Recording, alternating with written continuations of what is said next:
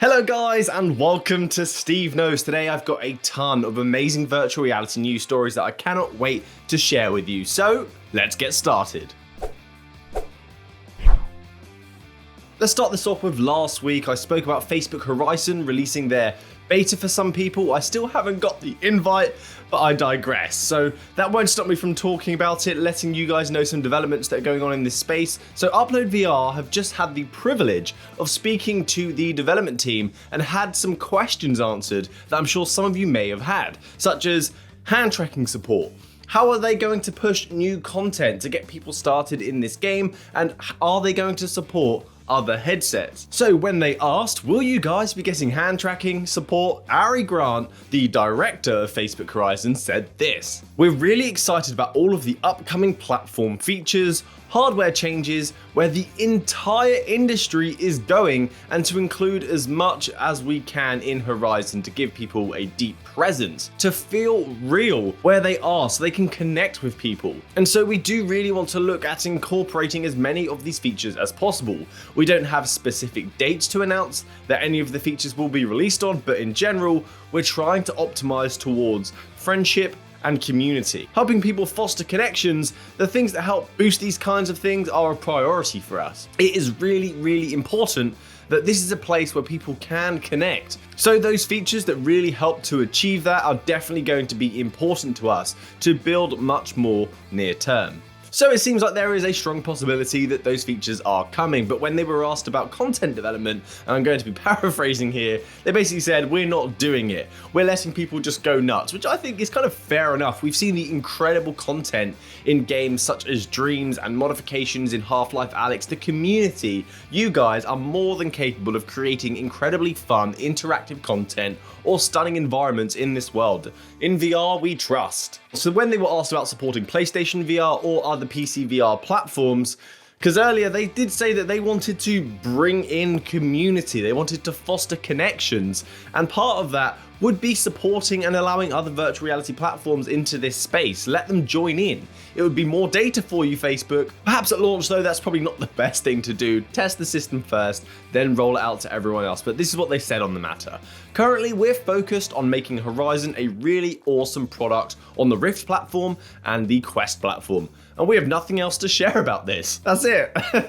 So it doesn't sound promising, does it? It doesn't sound promising at all, at least short term. We never know what the future may hold, especially with Facebook. A quick note here, Medal of Honor, I'm so excited to play a war game that's so old school and much more like what I was playing growing up before Modern Warfare became a thing.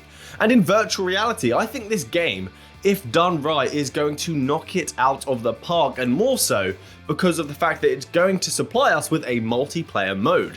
So we should be getting a AAA virtual reality first-person shooter that supports multiplayer play. Respawn, they have confirmed this multiplayer mode that's going to include things like Team Deathmatch, Domination, and Sabotage, with even more modes coming as well on the hush. Shh.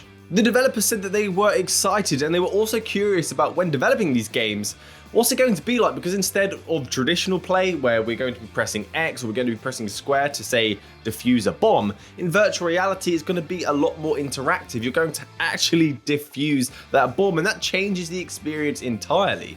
So I'm really excited to see what they've done in this space. Can't wait. Oh, this little story is around haptics, and one that can be used whilst being practical in the streets in day-to-day life as well. So I saw Unbox Therapy with these shoes a while back, and I was watching it thinking the VR applications for this sound incredible, and he was blown away as well. He wasn't using this for virtual reality content, it was just listing on his phone. He was blown away by the immersion that these shoes provided. So I think in the right hands, in the VR enthusiast hands, it's going to be even more awesome. So these are from Drop Labs, and they've created feedback footwear where you'll be able to feel the rumble and feel the bass in your feet. They are a hefty $299, but if you're a trainer enthusiast or you're a virtual reality enthusiast, I suppose it's not that expensive. There are much more expensive items, and this one provides you with some additional features. So they can connect to your device with a Bluetooth connection or a wired connection and translate your audio into feedback in your feet. And the great thing about this though, if you're running, you'll be able to feel you touching the ground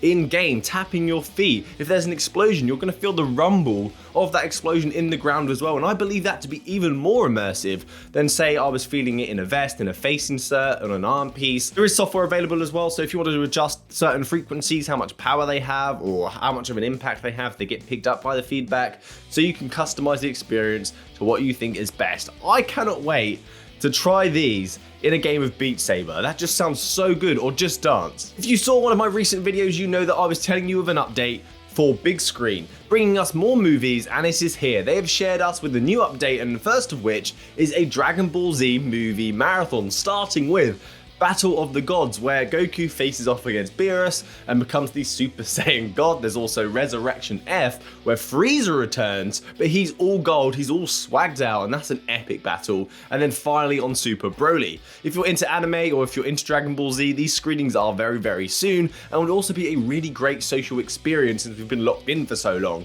And this is on September 12th. The next update is that they have teamed up with Paramount once again to bring us over 30 more movies to BigScreen, the likes of Jackass 3D, the Mission Impossible series, The Godfather, and just so many more. There's also a closed caption update for those of you that are hard of hearing and you need to see what's happening on the screen. You'll get given the text now, so there's more accessibility options, be more inclusive in virtual reality, which is kind of a thing. I don't often see games with a seating option. Say you're playing in a wheelchair, you can't stand up and play a game. It should be default that there's a sitting option, but anyway, I'm going off on a tangent. Let's talk about Oculus leaks now, because this next Oculus leak is pretty interesting. There has been a link on Walmart's website this time showing off a new Oculus device called Oculus Point Reyes.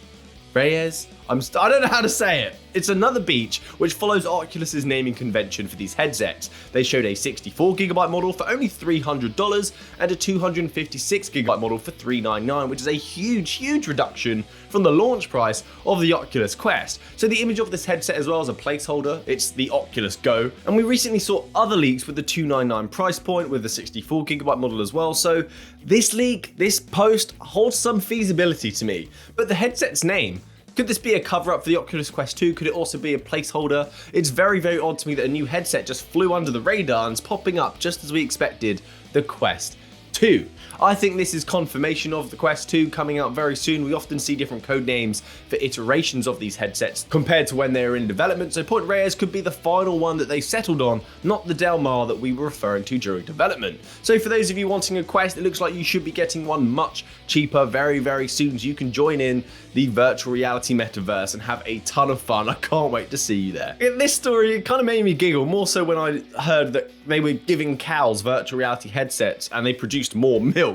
This one's just nutty as well. So I think it's time to panic when you're combining brain interface technology with large corporations who control our data. Things can get pretty hairy. This is a very early development story around neural interfaces. They're not using this technology for virtual reality purposes, but we can see this tech being used in the VR space and being incredibly useful, and kind of like that Black Mirror episode. So Neuralink, in just a year, have managed to completely change their device. It's now just a simple button-sized add-on, which is rather impressive to what it used to be like and take up half your head. Neuralink have demonstrated a very basic limb tracking capability in their Neuralink interface. They are tracking brainwaves and signals to determine when limbs are moving, but in pigs. This is apparently to demonstrate how easily and safely these things can be added and removed without harming anybody. Elon Musk did the demo of a pig walking and the device reading its brain activity. The pig would walk and the computer would try to predict where the limbs are, tracking its movement. This was displayed on a graph to highlight its accuracy. It wasn't very accurate, but it's early days. It was still interesting to see. How this can be applied to virtual reality is just going to be some Black Mirror shiz. Put on the device the size of a button, be able to run, walk, and crouch all in virtual reality without the need for any other devices. The next step would be writing to our brain so we can feel stuff. And something I found pretty interesting as well is that the FDA like this. The FDA like this device, so you're probably gonna see this one day. Let's talk about a new game coming to the Oculus Quest in a couple of days time, and it looks awesome. This is called Falcon Age. Your planet has been destroyed. Its resources have been taken away and absolutely wrecked. It's a wasteland caused by machines. So you play Ara, who has befriended a Falcon, and you guys gain this lovely bond and friendship. Together, can you save the planet and drive off the machines? This game looks fantastic in ultra visuals, but on the Oculus Quest, obviously the hardware's not there, but it still looks pretty amazing. It's got this very stylized animation, and I think it looks great on inferior hardware. I'm really excited to try this one because it's been a while since we've had this sort of action adventure campaign story driven title, which I think the Oculus Quest ecosystem needs. We need these games, and this is one where you have your own pet that you can dress up, you can feed it, you can teach it, pet it. Just sounds perfect. This one's being brought to us by Alta Loop. Thank you guys for this title. I just cannot wait to try it. So end this on a little note, because I know some of you were wondering where this game was. Stride, the mirror's edge of virtual reality. I know they don't like it being called that, but it's a game that we've wanted, and how can you not compare it to that? They're just very similar in their concept. But anyway, this game is a ton of fun, but it was slightly delayed by a few days. It's expected to be out in September 4th. And tomorrow or the following day, I should have an early access gameplay video up for you, giving you my thoughts, showing you some gameplay, and I'll just tease it right now. It's great fun, really great fun. So that's it from me today, guys. Thanks for watching to the end of the video, getting caught up on the latest and greatest in the virtual reality space. I would really appreciate if you'd smack that subscribe button down below, bring me one step closer to the dream of playing VR for life. Happy gaming, guys. Good day.